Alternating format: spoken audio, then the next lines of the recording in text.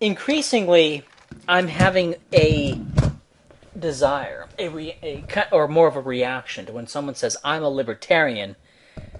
I want to say, probably not. You're probably not a libertarian. And here's why. In the world, there are Trumps. For example, let's say you want to say, I support ending the Federal Reserve and I support democracy. Okay, stop right there. You support democracy? Okay, if you support democracy, then you support whatever the fuck the demos votes for. And that's the first and the last of it. This, you wanting to abolish the Federal Reserve, this is, okay. That's a nice little thing you want to, you prefer. Okay, that's a preference, but democracy trumps that. Okay? Because if you support democracy, then the voters are going to vote what they're going to vote for, and that's going to be that. Okay? Federal Reserve or no Federal Reserve. Okay? So if you support democracy, then that's your ideology, full stop. If you support democracy, then your ideology is democracy. Okay? It is whatever they vote for. The end. Right? There's nothing else to add to that. Because anything else you say matters not. Because the voters will vote. And that's that. Similarly, let's say you're a libertarian, but support open borders. Okay? Well, open borders is going to trump libertarianism.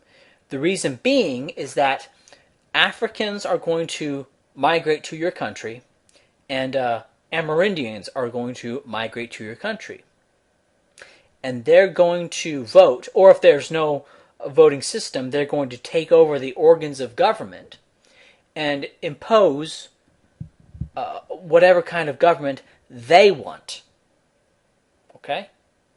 If there's any kind of popular representation in government in this country, then it's not going to reflect your views. It's going to reflect the views of the immigrants who then become the majority. It's going to reflect their views.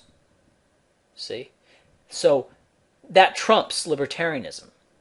All right, and so Brian Kaplan says, I'm a libertarian who supports open borders. Well, open borders trumps libertarianism. Libertarianism takes a back seat. It's going to be whatever, let's say you bring in, you have 2 million people starting out and then you bring in 10 million Africans. Okay, well, the political system of this country is not going to be libertarianism. It's going to be whatever it is the Africans want, based on the voting patterns of African immigrants to European countries, and based on how African countries behave, and based on how Africans in the United States behave. You're not going to get anything approaching libertarianism. You're not even going to get anything approaching, progressive liberalism, progressivism/liberalism. You're not going to get that either. You're going to get this really bigoted, ethnocentric, anti-freedom, anti-free speech, just and retarded controls on economic behavior, super corrupt government, little to no enforcement of private property, right? That's what you get in African countries. That's what you get in African cities, right? Like Detroit or the Mississippi Valley or St. Louis. Okay, that's what you get when you get Africans, or Africans in Haiti, Jamaica to a lesser extent, because there's actually a bit of a eugenics program in Jamaica. Anyway, that's what you get. Okay, you bring in Africans, you get African politics, African civilization. Now, what you may want to say, now I believe that there is a massive genetic component to this. Now, first off, the heritability of political views is an established fact. Right? Political views are heritable between individuals, and so to deny that, okay, there are differences between individuals can be down to genetic differences, but differences between groups. Well, you can have differences between groups, right? Any arbitrary group of people can have differences between them. But if the groups correspond to socially identified races, then they cannot have any average genetic differences. If you're one of these people, right, and they do the same thing with IQ, right? You can have genetic differences, or differences in IQ attributed to genetic differences between individuals, between arbitrary groups, but not between groups that correspond with the historical races. Right? If you're one of these people, fine, whatever.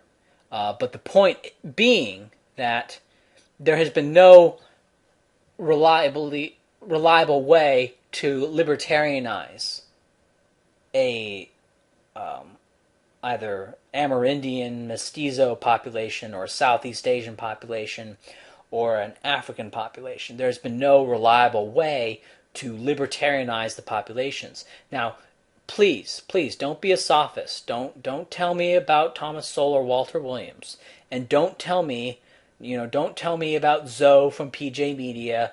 Don't tell me about your black friend. Okay, we're talking about millions of people. We're talking about mass immigration, mass migration. Okay, we're not talking about your black childhood friend. We're talking about millions of people. And these millions of people are not libertarian in any way. So if you say, I'm a libertarian, but I support open borders, I'm a libertarian, and part of libertarianism is supporting open borders, well, there goes the libertarianism on everything else, aside from open borders. And you know what's funny is, let's say, okay, open borders, 10 million Africans come in, and they destroy libertarianism on everything else, but at least the borders are open.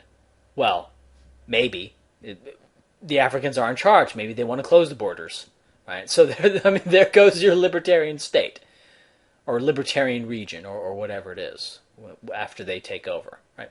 Because the people who come in, they're going to take over. They'll be in charge. They'll make the rules, right? You say it's a libertarian state. Well, they may disagree. They may decide to make it not libertarian. Okay. So I hear people say, I'm a libertarian. Well, probably not.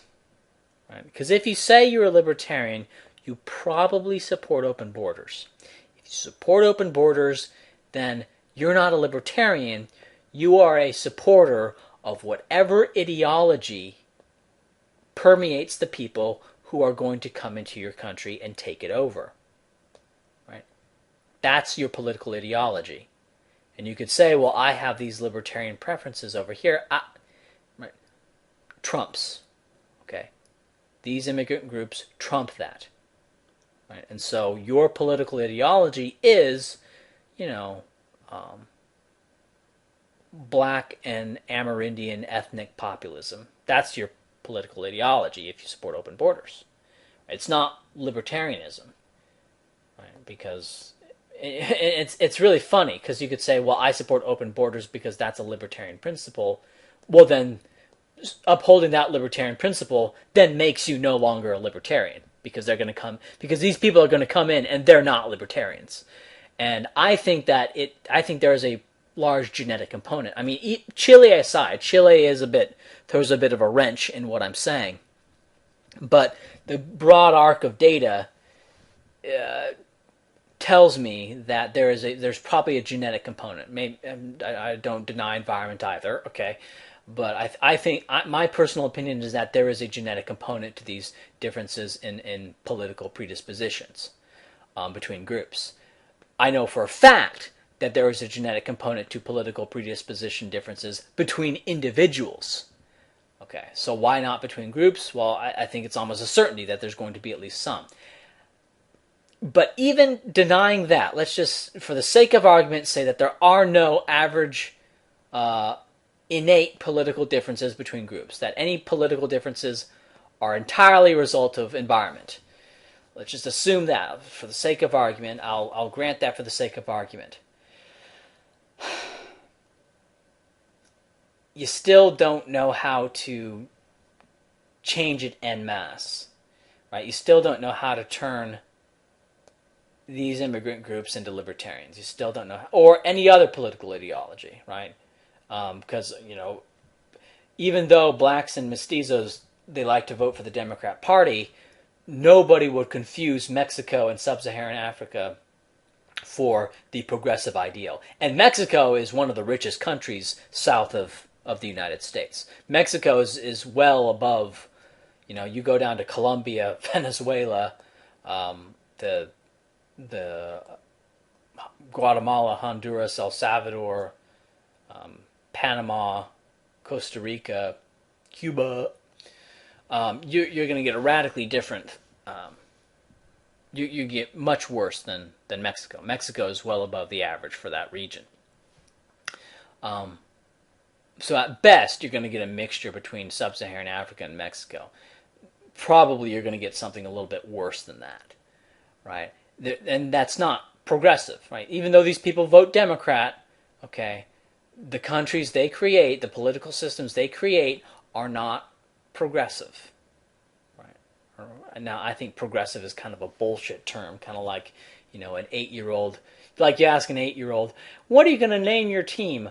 The best team, the winners. All right, and it's like asking these people, and then you ask this group of people, like, what are you going to name your political philosophy? The best political philosophy.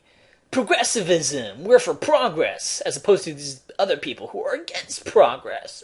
It's puerile. It's really childish, right? But that aside,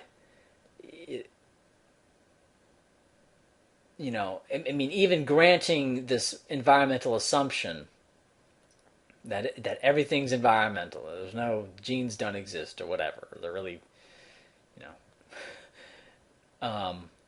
even granting that, just granting all that, you still don't know how to change it. As a result, if you support open borders, until you've proven, you've shown, not speculated, not said, well, through education, okay, well, because we've been doing through education for however many years now, and nothing happens, okay. So unless you can actually show a way of in processing these people, let's say you want to make a libertarian state or a progressive state or whatever your political philosophy is.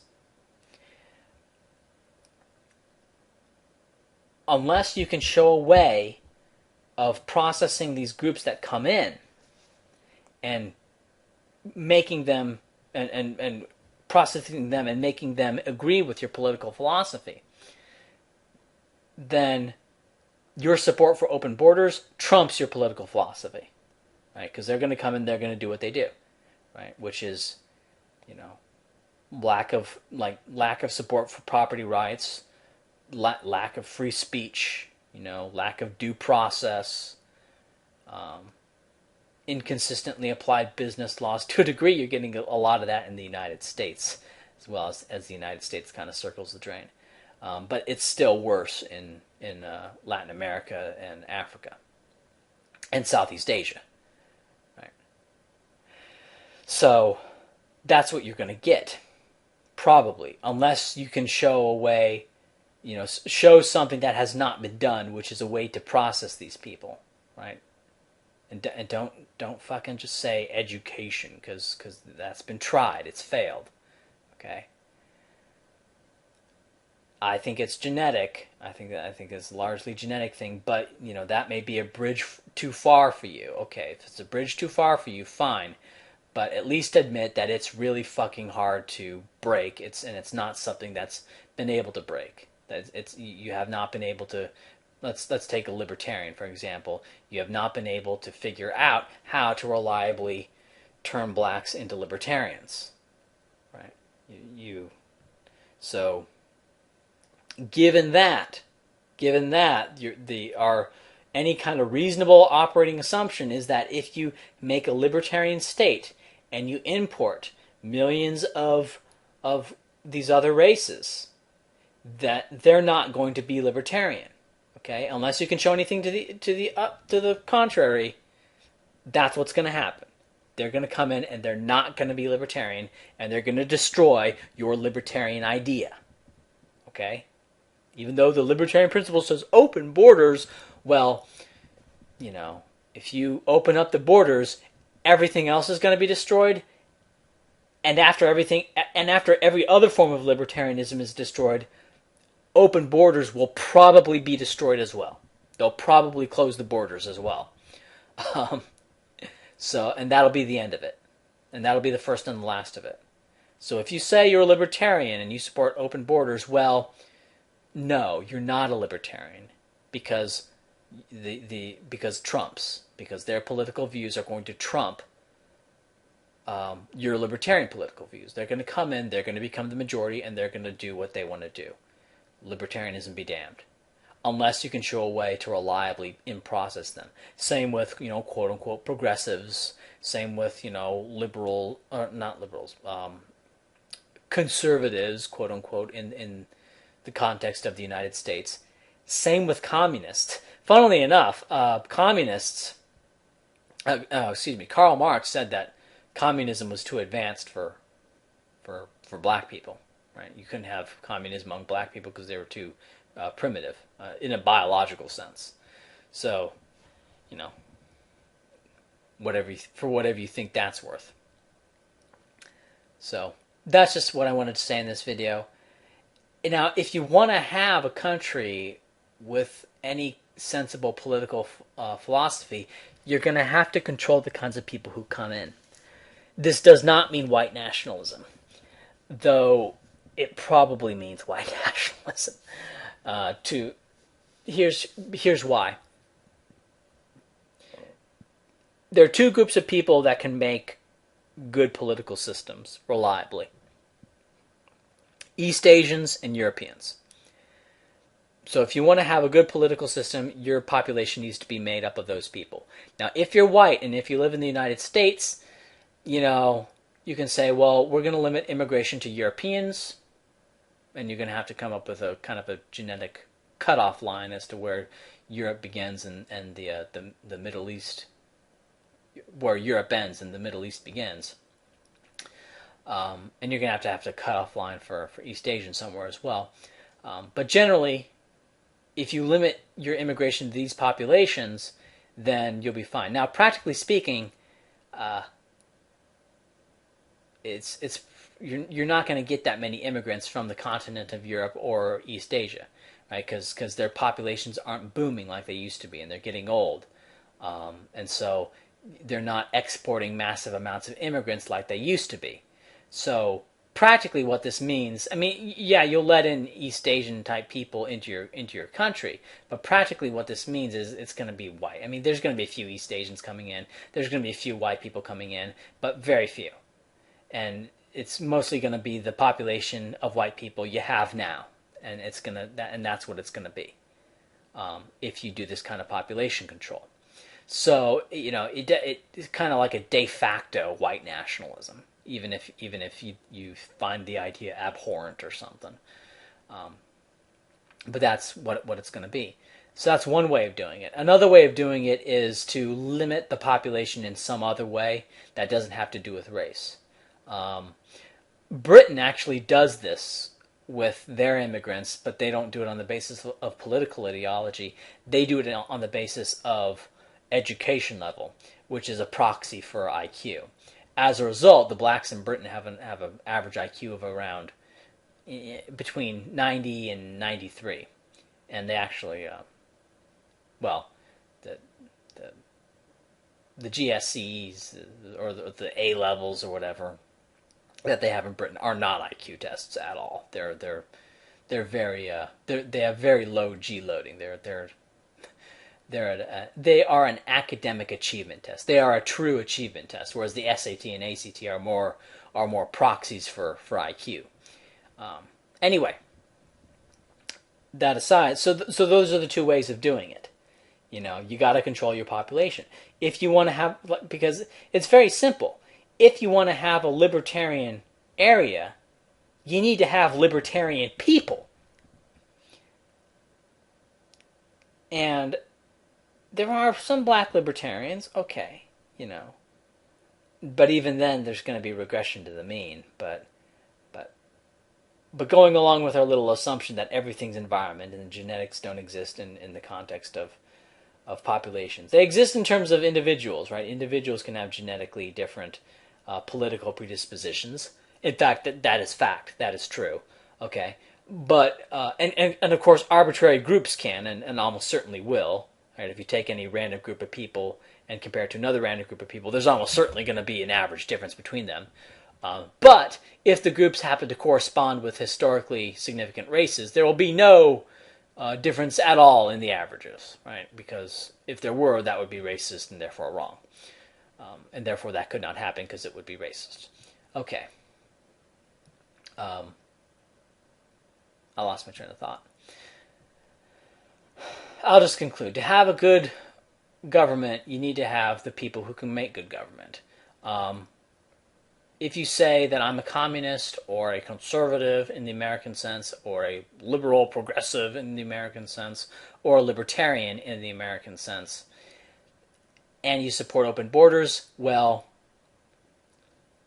whatever you think you are has been trumped by your support for open borders.